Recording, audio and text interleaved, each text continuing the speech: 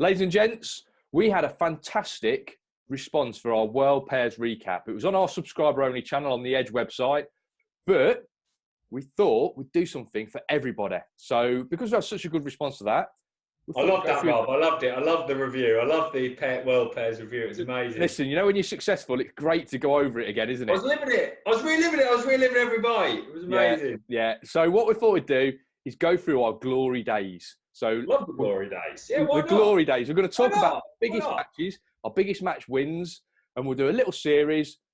I think it's going to keep everyone entertained, especially over the next few weeks.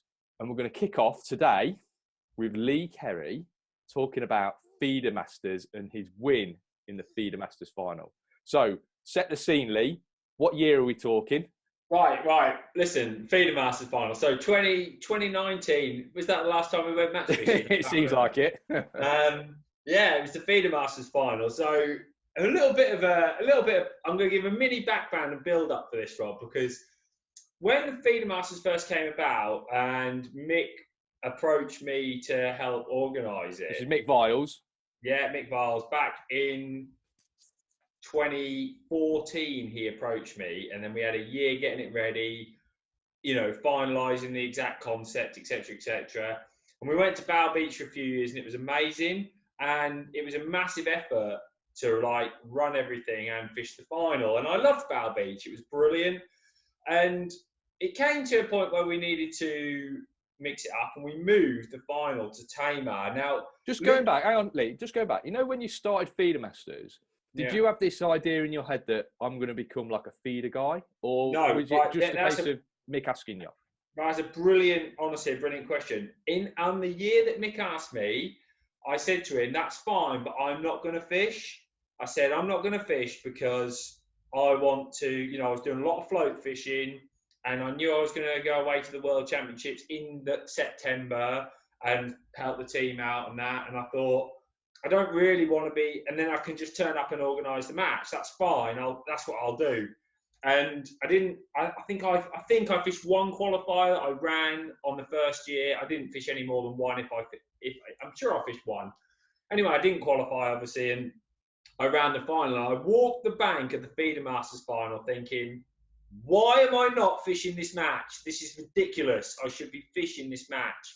And over the next sort of 18 months, I changed to go and feeder fishing a lot more with the England feeder team. Tommy had approached me and said, look, what are you going to do? Think you should consider coming and fishing for the feeder team. And I thought, you know what? I can run this final and fish it. I've done that a lot in my life. So why don't I try to qualify? And I qualified the first match I fished the following year for the Bow Beach final. And from then on, it was like, I've got to be in that final. So it was my calendar now. I look at the Feeder Masters dates and I go, right, they're number one. What else can I fit in around them? Because I need as many chances as possible to qualify for the final, because it's ridiculously hard to qualify, isn't it? If you don't get the rub. No, you've got to fish as many qualifiers as you can on venues that obviously you feel comfortable on as well. Yeah. And getting tickets, obviously, I don't know. For me, getting a ticket isn't as easy as everyone seems to think. For the mortals out there, I'm on the computer tapping away, refresh, trying to get a ticket. So first you got to get your tickets, then you've got to obviously, find a venue that suits you. I always have a bit of a laugh that we've never had a Feeder Masters yet where if you turned up, you wouldn't have got on the match because people drop out. So there's always a space or two, and that's a problem. But if you can get on the matches and fish the matches, then it's you need to do as many as possible to give yourself the best chance qualifying. And I'll be honest, Rob, at Bow Beach, I never felt I had a chance of winning. I fished 2 finals at Bow Beach, and I never had a chance of winning. But I'm not going to lie, I didn't cover myself in glory. I just a couple of times I felt like I was getting down on the bank, and I started fishing and it wasn't happening, and then all of a sudden I'm just sort of happy the match is going right, and it was a bit, I don't know really. It's not an excuse because I had some good days, but I didn't get it right, and I knew I couldn't win because it hadn't gone right for me. And then we had a festival there, and I did really well. And I was really excited to go back to Bow Beach, but it was obvious we couldn't go there again because it was ready to have a change. The guys up there, we were ready to move. Anglers were ready to move. You said to me at the start of it, 3 or 4 years before we freshen it up. You said that at the start, and obviously that's what happened. And it was important. If you remember the last day of the Bow Beach match, we were on that down wall. Rob, you were in the final, and it was blowing a hurricane. Yeah. And even the best anglers and the most experienced anglers really struggled. You just couldn't. You couldn't fish. You couldn't fish. You couldn't fish. And I sat there as I packed up. I had a really good day that day. And as I packed up that day, I just thought, I don't want these anglers to, if we have this again next year, it'll lose traction. So let's spark it up. I say you couldn't fish, you could fish, but only the guys and, the guys that have maybe been to Ireland or used to those big waters, they could just about cope with it. And I say just about because it was horrendous, the wind. Yeah. But probably in that field, you've got 40 or 50% of the field that have qualified on a commercial fishery. Or they've qualified on the Gloucester Canal, or they're not used to that sort of thing. Yeah, and it was just well out of their comfort zone. There wasn't enough bites to keep everybody entertained. Even though I'd go back to Bow Beach again in the future. Yeah, really good venue. It's an amazing place, and I'm sure that one day we'll be back there. But the sausage rolls, all I remember is the sausage rolls were beautiful. They are good. So we moved to Tamar, and I was really excited. I've got to be honest, right? Because I've heard all these wonder stories. Like it's a bited shark. If you're not winding a roach in, you're winding a skimmer in. And we got down there. I've been a couple of times to see the guys. I've never chucked a bait in the water. And we got down there, and I pegged it all out on the Wednesday, and got to about 1 o'clock, and we were all sorting. I said to Mick, let's go and have a chuck for a couple of hours. And it wasn't amazing. It was just all right. It wasn't brilliant at all. It was I was getting bites, but I never looked like, sorry, I've got something rubbish coming off my screen. I never looked like I was going to get anywhere with it. And I thought, maybe this isn't quite as good as what everybody's going on about. Now, it'd been a massive swing, right? It was bright blue skies, and I mean like beautiful. And it was dropping really cold overnight. And you've got to remember, it's the end of September here. So it's been warm for the last 3 months. And all of a sudden, it's 4, 5, 6 degrees on a night because there's no clouds in the sky, even though it's getting to 20 plus during the day. Yeah. It's dropping really cold at night. And the skimmers were moving, and they were moving into the deeper water. And I thought, this isn't going to be as brilliant. And we had a practice down the Thursday, and there was 5 or 6 of us sat in a line catching, really struggling. Is this the week leading up to the final, is it? It's the week leading up to the final. Okay. So, I was I'm not going to go into the qualifying too much. So I want to talk about the final. That's really important. And Andy Levers was with us. Now, if you don't know Andy, he's one of our great mates, but he's very intense, and he basically he's very high, very low, isn't he, Rob? It can be high 1 minute, it can be low, and he's come to me, he's not catching. He's got nothing. Oh, I thought this was going to be brilliant. I've not caught anything. And he's gone back to his box and changed a few things around, and he started catching quite well. And I'd been catching all right, better than he had, but then I wasn't really catching now. So I thought, I'll just go and see Andy, see what he's doing. And I looked at what he was doing, and he wasn't doing anything sort of remarkable, but he was putting a few casters in, putting some worms in, putting a few maggots in. He was mixing it up, just sort of going through the Irish style fishing, right? And I thought, like a scaled down Irish style. Yeah, and I was thinking, that's quite good what he's doing here. Are we all getting a bit carried away here, right? So I went back to my box and had a fish and caught a few. and I sort of put it away, really, forgot about it. Anyway, the next day, I've drawn in the shallows. If you don't know feeder masters, one of the things that we think is really important, I don't know what you think about this, Rob, but we have a match on the Friday before.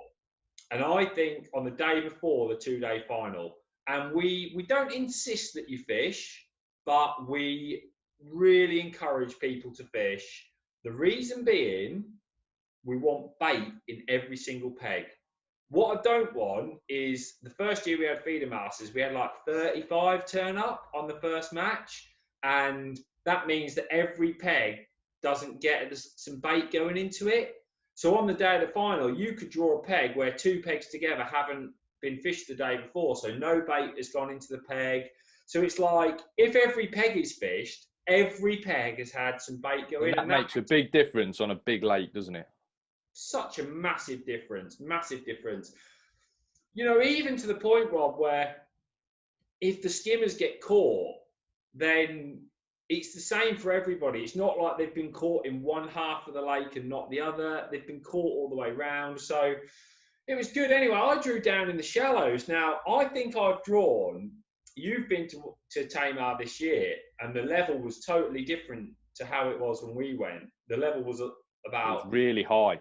Yeah, well, it's about 60%, I think, on the year that I'm talking about. And it was really shallow, and the wind was blowing at me, like the first bit of wind, and it was stirring all the bottom up. And I thought, skimmers. I'm going to fish for skimmers, right? I've got this, like, I'm going to feed plenty of ground bait and little bits of worm and that. Anyway, I fished for skimmers, and after 2 hours, I've got a skimmer and about 6 or 7 roach, right? And I'm thinking, I'm this close to going for a walk, and I thought, I can't go for a walk. We should all sit on a box today. You know, I thought, I'll just have a little fish for some roach, like, I don't know, 15 metres, something like that. Just have a chuck in, see if I catch a few roach, just to keep me entertained. And bearing in mind, I've got 3 roach and a skimmer. And I've lobbed in for these roach, and my rod's getting pulled in, like within one chuck. Like, I'm lobbing my feeder out, and it's like, roach on. I'm thinking, why aren't they out there? Why aren't they at 30 metres? All the roach were like 10 to 15, 20 metres, and they weren't further out. And it was really interesting, and I weighed 24 pounds and won my section, and I caught that in 3 hours. And all of a sudden, my brain's totally flipped, right? It's gone from this, like, hang on a minute, everybody thinks it's going to be a skimmer match.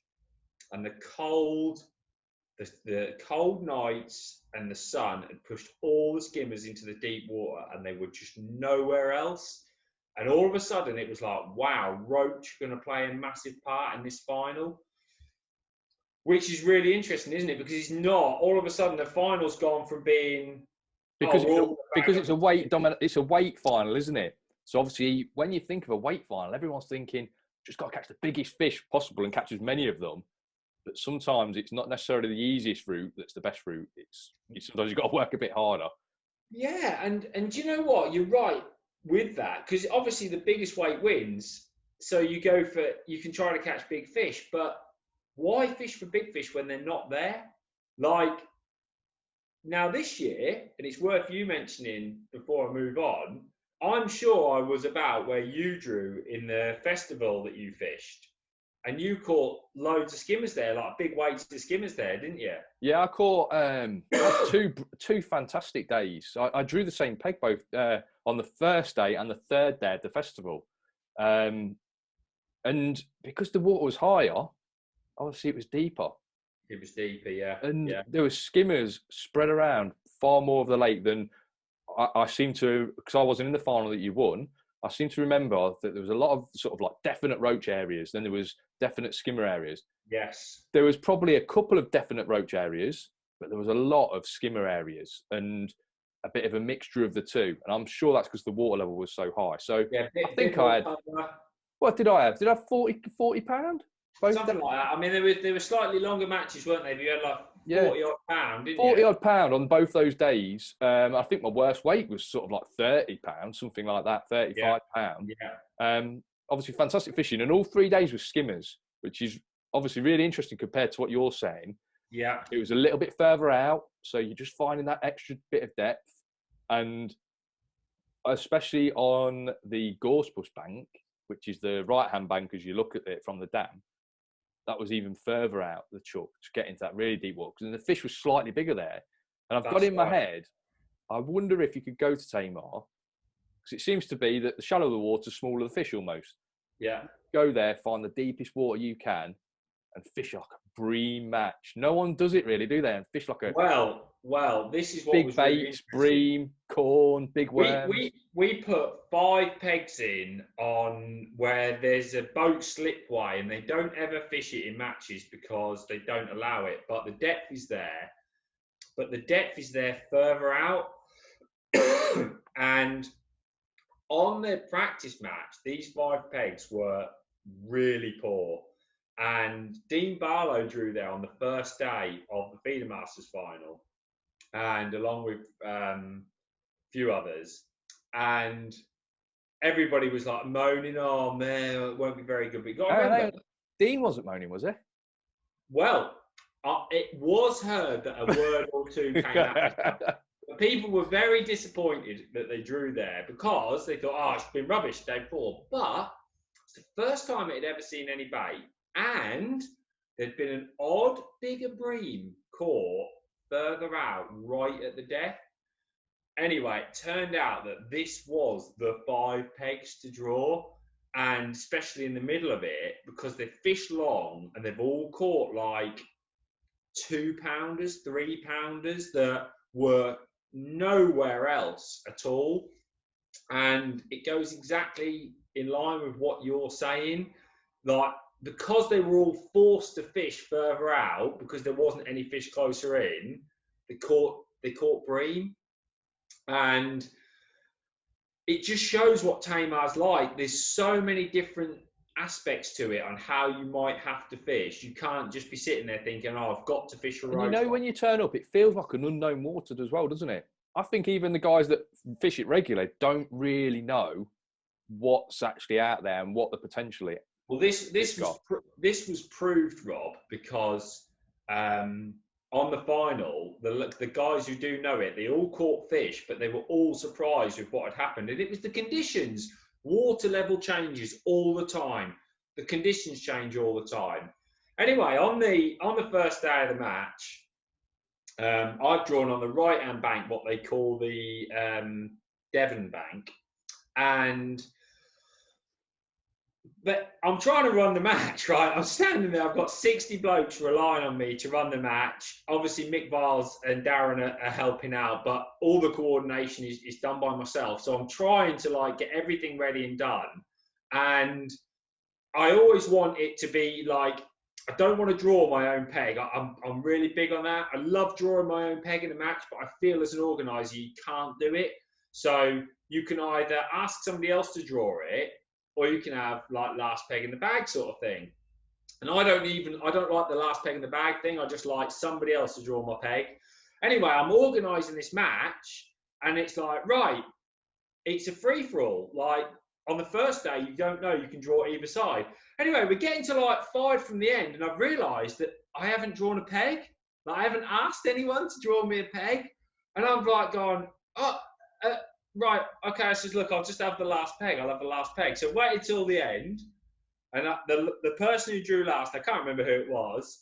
I said, look, there's 2 pegs in there. Draw yours and then draw mine. And he was like, okay. So he drew his and then draw mine. And I'd drawn the second peg up on this Devon bank. Now, Matt Pilley had been there the day before.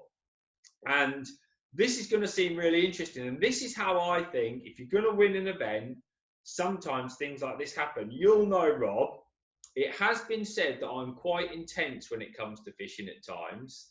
But when I'm running Feeder Masters, I don't even think about the fishing until I put my box down on the peg, right?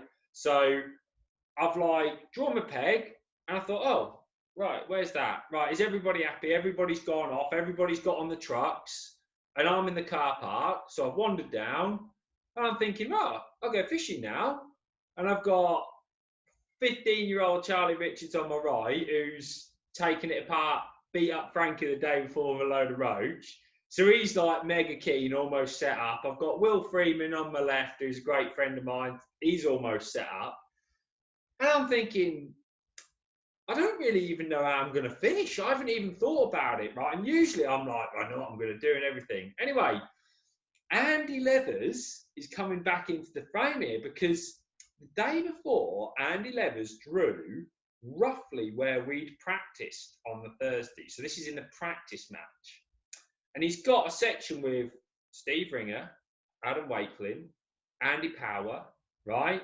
And he had somebody else as well, like somebody brilliant, and it escapes my memory, but his 5-peg section was a joke. And I thought, oh, Andy's, if he struggles today, his morale will be down. Anyway, he's only taken it out and won the match, which shows what we all know. He's an amazing angler. But I've got this ringing in my head because I'm thinking, I know how Andy's fished it. He's fished like an Irish style match. He's, some casters, few maggots, bit of worm, filled his window feeder up, and he's just fished. And I thought, well, that's how I'm going to fish. Andy's won the match. Like, that's good enough for me. And I thought, I'll just feel my way in. Why not? Anyway, Matt Pilly's walked back to the calf because he's going to get a sandwich or something. And he said, oh, I was here yesterday, Lee. I said, oh, yeah, how did you get on? He said, I had 30, I think he had about £30, and he did quite well. I think he either won his section or I think he won his section. And I said, oh, where did you fish? He said 35 metres. So all of a sudden, I've gone from not having a clue what to do to he fished 35 metres, and I'm going to bimble in some bait in my window feeder.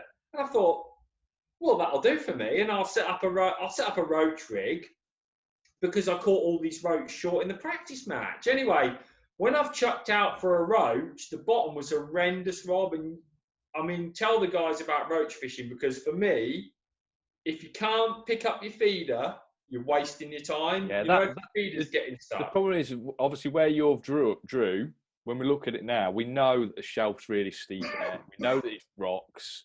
You can't pick up your feeder properly. You can't. And it's not just that. It's you want that gradual slope, don't you? You want that smooth, gradual slope for roach fishing, just so they settle a little bit better. You can control the depth of feeding that bit better, and your presentation's better. But obviously, you've not got that for those at least probably 12 or 15 pegs going up that way. You haven't got that, and I was like, don't really fancy that much. Anyway, Will Freeman next to me's gone for like 30 and 50 metres. His end peg, he's got the entire lake in front of him where the dam is, and he's got this 50-metre line, and I'm thinking, if he catches on that, I'm in trouble.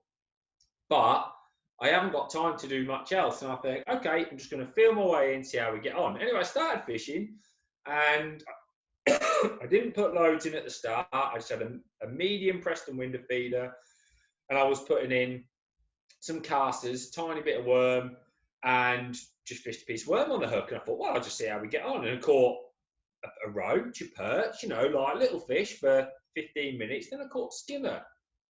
I started catching on skimmers. Now, to put this period of time in the 3 years from my first ever Feeder Masters final till then, I reckon I'd fished for skimmers on a feeder 100 times. I'd put so much work into skimmer fishing on a feeder that I felt I was starting to understand what was going on. We'd won the pairs in Ireland the year before, and we'd learned tons there, didn't we, about fishing for skimmers. Yeah, that was obviously, especially your day at Sker. But exactly, my day at Sker. When there's a million skimmers in your peg, there can be a nightmare to catch sometimes, can't they? You get your bite, and you think, it rocks like that, and you think, oh, well, he's on. And you pick up nothing there. And I had it a few times this year at Tamar. You'd have a spell, and you'd think, why wasn't that on? The bite's unbelievable. It's like on for like 20 seconds. Why? It's got to be on. It's got to be on. And Tamar's massively like that. And I'd learned a lot about what to do, how to change things up. just to give the guys at home some examples, I would wait a little bit longer. I found that if I put a small piece of worm on, they took it a little bit better. I would have the odd cast past my bait just to try and cast away from the fish. Just little things that I would change whilst all the time making sure that I was putting some bait in the peg. And it was getting like, I was doing all right. Now, further to my right on this there's a bit of a point. And Adam Firth was catching really well, and I heard Gareth Lambert was catching well up on the gorse bush.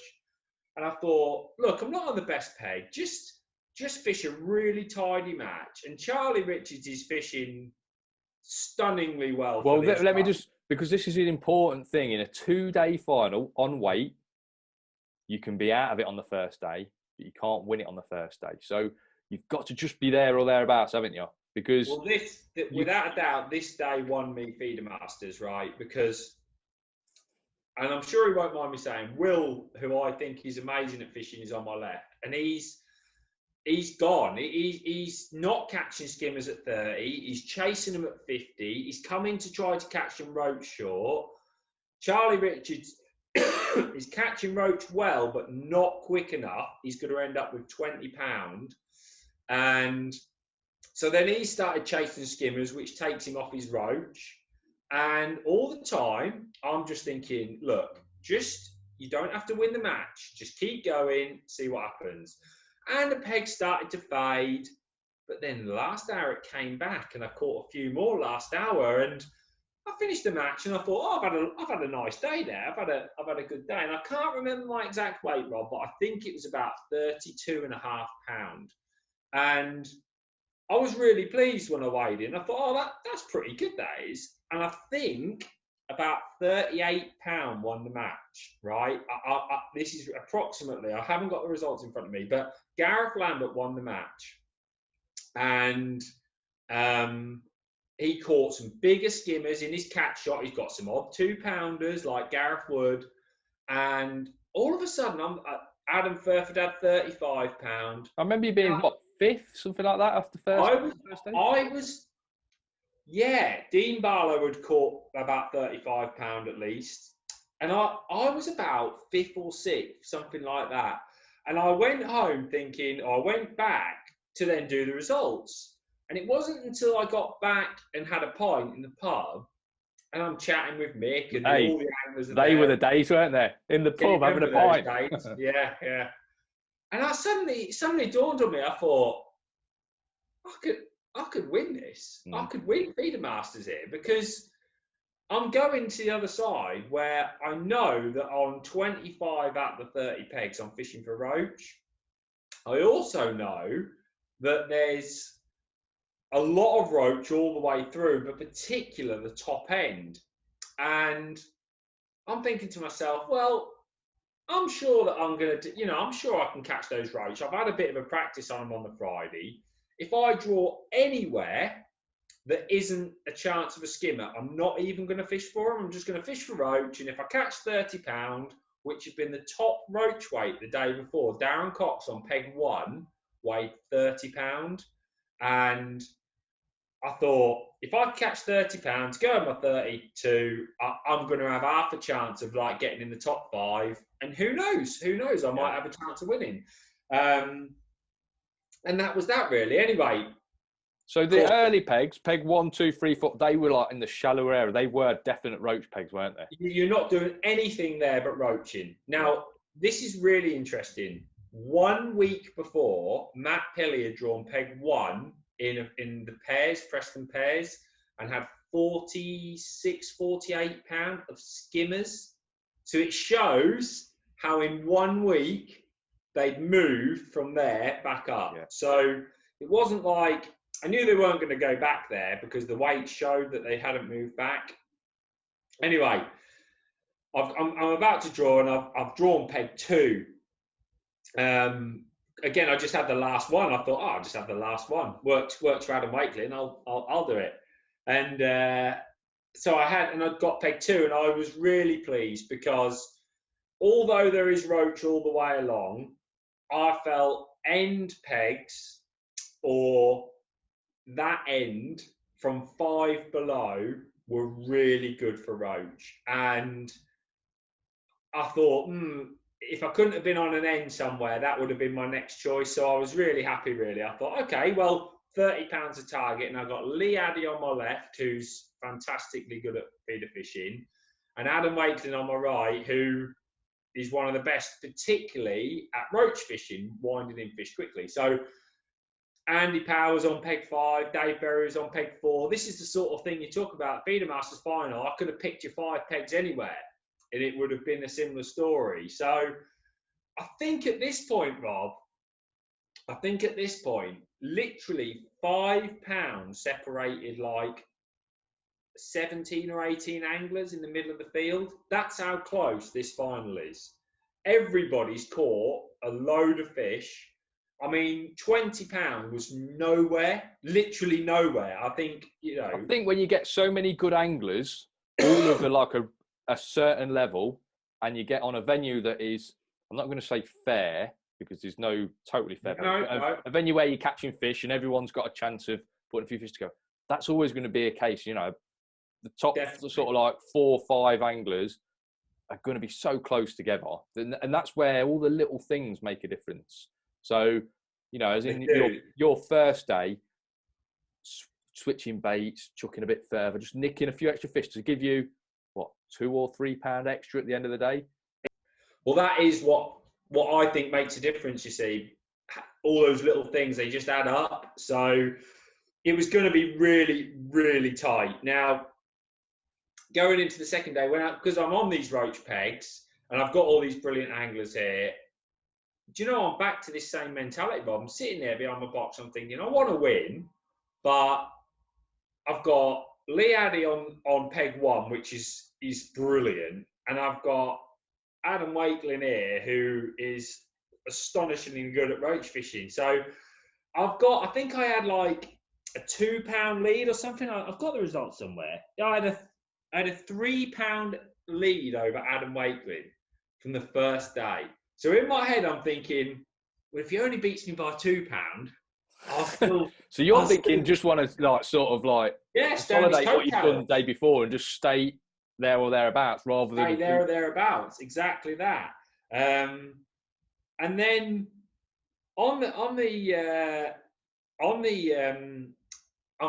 getting all these whispers that, like, early on in the match, we all start fishing, and all I've done, Rob, for these roach, what's really interesting, we've all fished a different way.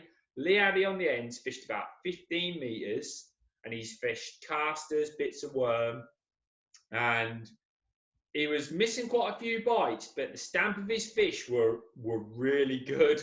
And he caught a massive perch, about £3, and a skimmer. And I hadn't ruled him out, but he was missing quite a few bites and complaining a bit about missing bites. And I'm concentrating on what I'm doing, but I've got one eye on Adam, thinking, well, he's the pace setter, if you like. And now Adam's fishing with a little winder feeder, about 12 metres. And I fished about 10 metres, 11 metres, and I fished a little cage feeder. Now, the reason I like a cage feeder is because I can dictate how I squeeze my bait in. If I want to squeeze it in hard, I can do. If I want to squeeze it in soft, I can do. So I dictate how the bait is. So I fished a little Preston wire cage. And this is why this is so important. The bottom here is smooth. It's like a sand. So I could chuck out and tighten up. And if I missed a bite, I could just put my rod back down again and not worry that my hook length had caught on a rock or something like that, and have a chance to try and catch a few. So I might pick up, put the rod back down. Oh, that one's on, and wind them in. And I got into a bit of a rhythm, and I was catching nicely. The fish were a decent stamp. Anyway, after about 2 hours, we've all had a fisher chuck. Me, Adam, and Lee, they're the only people I can see, and we've all had pretty much a fisher chuck. Lee's got this decent perch, but I'm thinking, well, we just keep going here. This is all right. And of course, there's loads of people walking around, but the rumour mill started. Danny Wilson is where Dean's been the day before. He's fishing long. He's catching bream. That's what the word is on the street. He's catching bream. Darren Cox, who's had this 30-pounder roach a day before, he's catching skimmers like one a bung near the gorse bush. I think he's either on the gorse bush or he's very near the gorse bush. Steve Ringer and Phil Ringer are on this, like, I think either Steve or Phil is on the peg that Adam first on the day before. They're catching, and I'm thinking, oh, well, just keep catching these roach. See if you can get in the frame. Beat Adam by don't let him beat you by less than £3, and we're going to be there or thereabouts. So I'm going to say we're having brilliant banter. Me, Lee, and Adam. Obviously, roach fishing, you have to concentrate, but it's quite repetitive, isn't it? It's not. I always think skimmer fishing, you've got to think on your toes all the time. With roach fishing, I think that it's a bit more machine-like, isn't it? It's a bit more. I remember being first time we were doing it really properly, or we both like had some brilliant on it. Was in Ireland, and I drew next to Steve, and we were on the concrete in Iniscara, and we caught roach all day, but we're close to it. Obviously, the pegging was quite tight, and all day. What have you got? What you got now? What you got now? 190, 195, and you just get too ahead of someone. Then they pull it back, and oh, that looks a bigger one. That looks it's all the way through, and you end up counting as well. Which I think when you competing with someone, it helps you because you keep tally on it, and you almost focus more. Even though you're talking, you focus more on what you've got. Definitely. Me and Adam were having odd races to 10. And then about 2 hours to go, I've resigned to the fact that I'm not going to win Feeder Masters. Danny Wilson's still catching these skimmers, apparently. And a cormorant has come along our bank and it's just wiped it. Me and Adam have totally stopped catching. Lee's catching. They've come back to him a little bit quicker. Was it because he was fishing a bit further out? Was it because he was on the end and they came back to him quicker? I don't know. And me and Adam, we then sort of went through little spells where it'd be like solid for 10 fish, then nothing. And I was thinking, I'm catching and I've had a good day. I might get to £30. That's not going to be enough to win Feeder Masters. But never mind, I'm really enjoying myself. Let's just keep going. Anyway, the last 45 minutes, I think Joe, who's filming Fresh Innovation, Joe Kerry, he's come down the bank and he said, what weight have you got? And I said, look, I'm going to have £30. I might have a bit more here because they're a nice stamp and I'm catching well. I've had a good. You always feel, when you're roaching, you always feel, am I doing the right thing? Are these fish as big as I think they are? It all goes through your head during the day. Oh. You've just got to, once you've committed, you've got to plough on. You've just got to keep going because all those questions, you look at one and you think, is that 2 ounce? It might be 1.5 ounces. And if they're all 1.5 ounces and I'm getting a 2 ounce, I'm well out. All those doubts. I know. And I tell you what, it was irritating me, Rob, right? All my fish were 2 to 6 ounce. I never had a fish outside of that bracket. Adam's got 3 fish a pound each, a big hybrid, a big roach, and a skimmer. And Lee's got this perch, and I'm thinking, I haven't had these. And all of a sudden, my head's going, well, that's 15 roach, £3. And I'm starting to get concerned. And Joe says, how are you getting on? I said, well, look, if it stays like this, I'll definitely have 30. And he said, oh, you'll have a chance. So I'll give it one of those behind. What do you mean I'll have a chance? He said, well, Danny Wilson stopped catching. Right. I said, well, what about the guys on the other side? He said, well, yeah, they're catching, but they're not.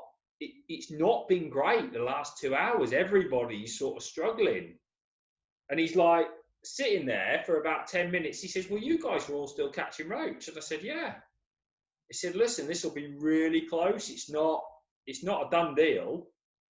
And I thought, so I've got new enthusiasm now. There's 20 minutes left. And I've gone from being quite relaxed to like, if I missed a bite, fucking like this, and chucking it back out. And I'm thinking, just chill out, man. Like you can enjoy this last bit. So me and Adam had a couple of more races to 10. I think I did in 10-9. Can't remember. Anyway, while this was happening, when we had our race to 10, Joe says, I think Lee had about 15 in that time. Like, right. Okay, fair enough. And he's got this big purse and all the rest of it. Because like Lee said, he'd had a poor start, but after that corner went through, he'd had this good period of catching. Anyway, scales have arrived. Lee Addy, and I've got day 2 results. Lee Addy's put £40, 4 ounces on the scales, right? And I've got to admit, Rob, that's blown me away because like he's had a couple of decent fish on this perch, but I didn't think he had £35 a roach. I was like, wow. Because I've had one eye on Adam. Now I'm starting to panic because I'm thinking, well, if he's got 40, whatever has Adam got, right? Because I haven't got £40. Anyway, pulls my fish out, £36, 8 ounces. Now, I was really happy with that. And what made me so happy was that was a pure bag of roach. I didn't have a bonus in there. And I was really pleased because I thought that's a really solid catch. You know, a lot of fish. But then I'm thinking, well, if Adam weighs 40, that's my £3 gone. Lee had only had £24 the day before. So I've beaten Lee Addy. I know that I've beaten him. And I'm thinking, well, that's good. Now I'm starting to add my weights up. Well, I've got 68.12. And all of a sudden, people are starting to talk, well, you know, £68, that means anyone who had £30 first day has got to have 38 to beat me, you know, and it's starting to seem like something might happen. Anyway, Adam weighed £35 exactly.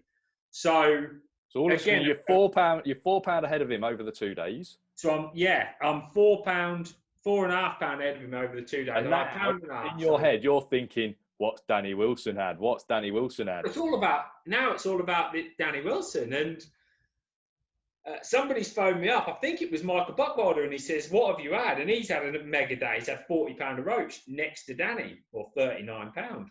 And he says, what have you had? I said, £36. He said, you'll win it. And I said, well, no. I said, what did Danny have? Danny Wilson had the same weight as me, 8 ounces more first day. He said, he hasn't got £36.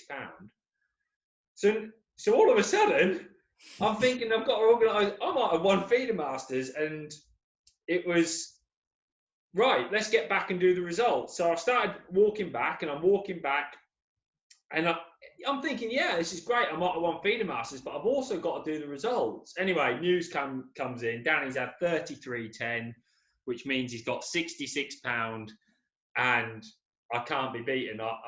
Nobody else is going to beat that, and I'm Feeder Masters champion. And the next sort of like, you know what I'm like, Rob. You're very cool and accepting of your wins, and I felt a bit like you while I was doing the results, because my mind was not on the win. And I had, got my moment in the sun, read the names out, read the winners out. And I'm going to talk about that final top 10 in a minute. And I've had the trophy, and because I've been very, very lucky to have big wins in the past, I'm really conscious now of enjoying that moment. When you stand there as the winner, you need to enjoy that moment, because it's gone. Once you get in the car to go home, that moment when the champagne's going is only there once. So I enjoyed the moment, and we packed everything up, and I thought, just ring me dad. So I wandered down onto the dam wall, which overlooks Tamar. I rang my dad, and I couldn't even talk to him. I said, I've won Feeder Masters. And I just thought, oh no, I'm going to go like this. I thought, I'm going to go. So I hung the phone up, and he texted me saying like, well done, you big softy.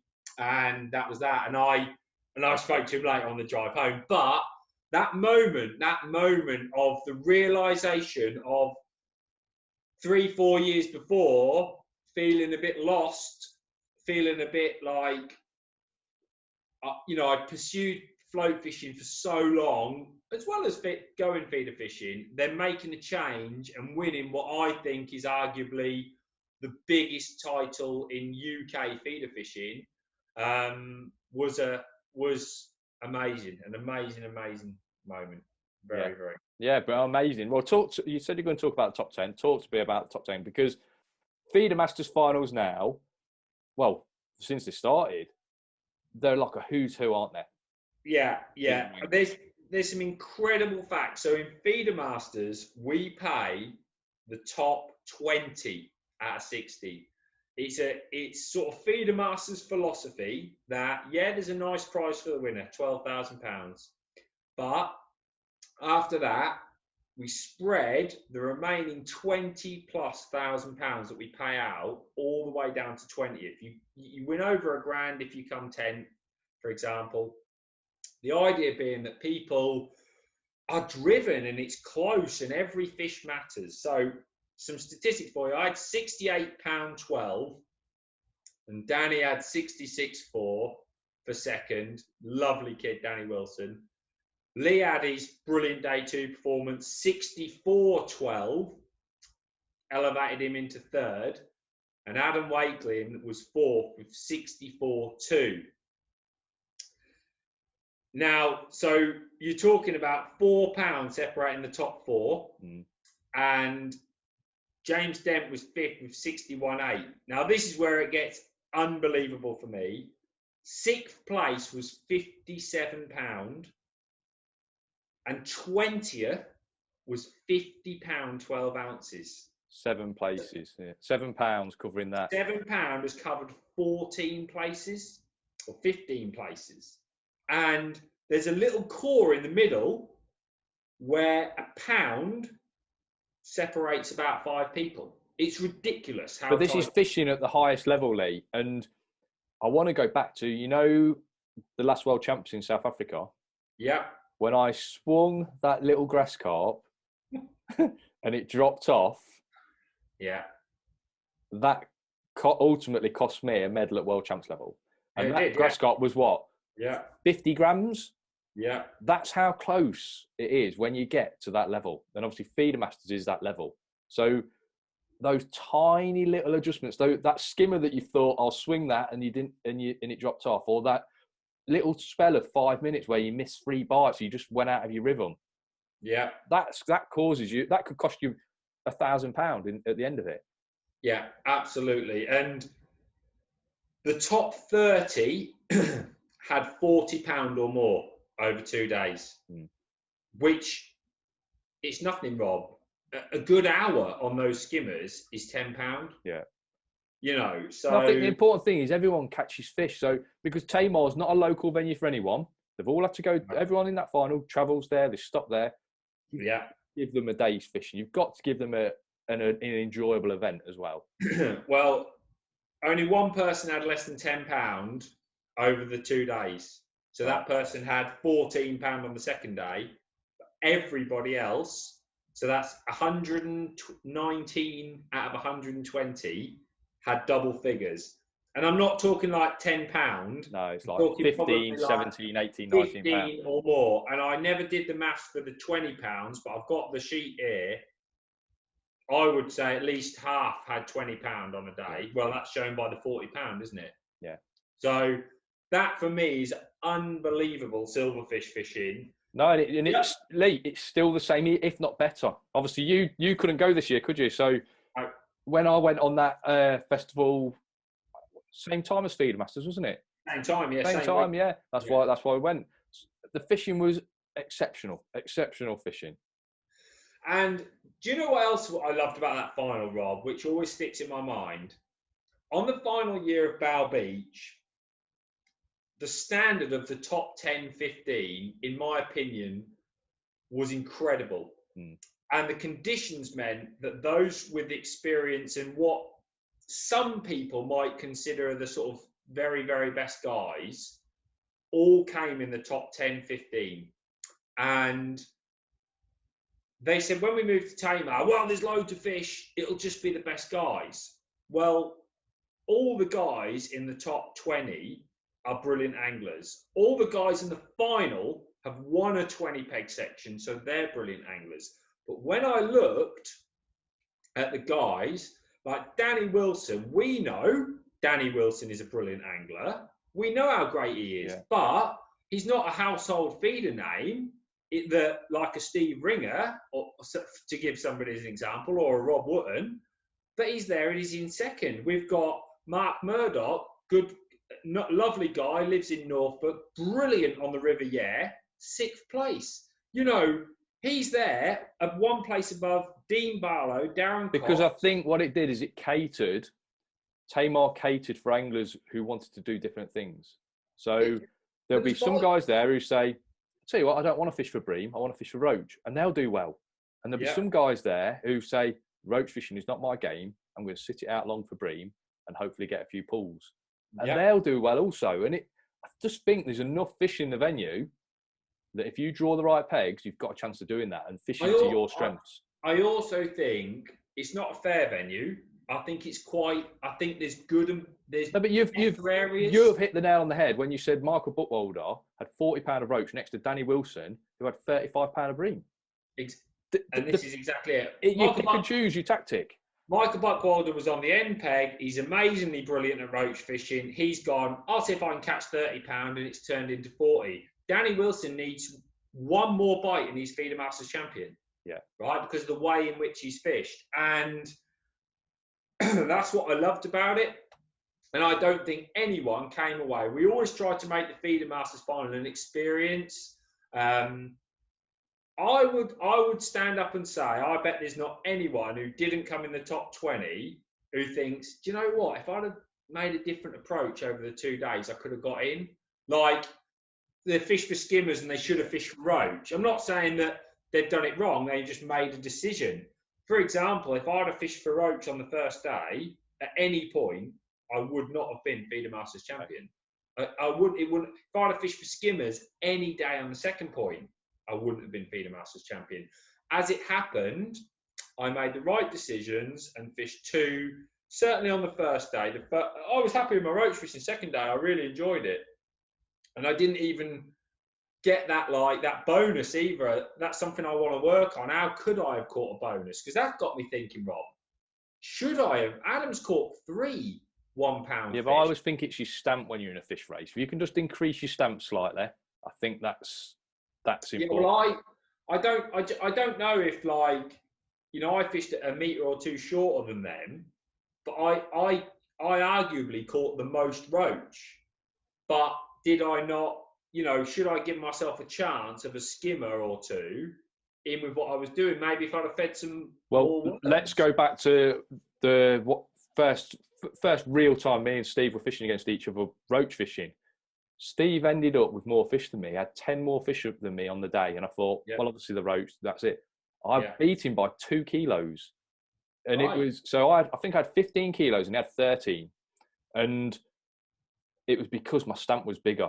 And I ended up putting more and more worm through the feeder, trying to just increase the stamp a little bit better. And obviously at the end of it, it worked. And it's almost so difficult to tell when you're swinging a fish in. You probably both didn't know there was any different. Do you know what I mean? But we counted our fish religiously that day, and just increasing that stamp slightly was like 2 kilos at the end of it. Yeah, and that's what I think. So if you're thinking about entering Feeder Masters, or you're thinking about that you can go and do it, my advice is yes, you can, because everybody who was there had an amazing weekend catching a load of fish. Don't forget, we pay 5 peg sections as well, £100. So, you know, that really is a glory day. Yeah, it is. Yeah, fantastic. You know, that is the description of a glory day. So let's quickly cap. Feeder Masters, it's going ahead this year. You've got the dates all sorted. It's going ahead this year. Obviously, the ticket sales have just rolled over from last year, haven't they? Yeah. So anyone who had a ticket, who got a ticket in January 2020, your ticket still stands for 2021. All the information is on the Feeder Masters Facebook page. The dates are correlated across. Hopefully, we'll be going ahead. Obviously, April the 11th, I think, is the first one at Decoy. It's going to be touch and go. So if we have to make some sort of provision, we'll obviously review that as the time approaches. Brilliant. Right, Lee, thank you very much. I'm going to carry on homeschooling. That's definitely the definition of a glory day and we'll do a few more of these. I'll have a few glory days. You can have a couple more. We've got plenty of big wins still left in the bag. So until next time, tight lines. Enjoyed it.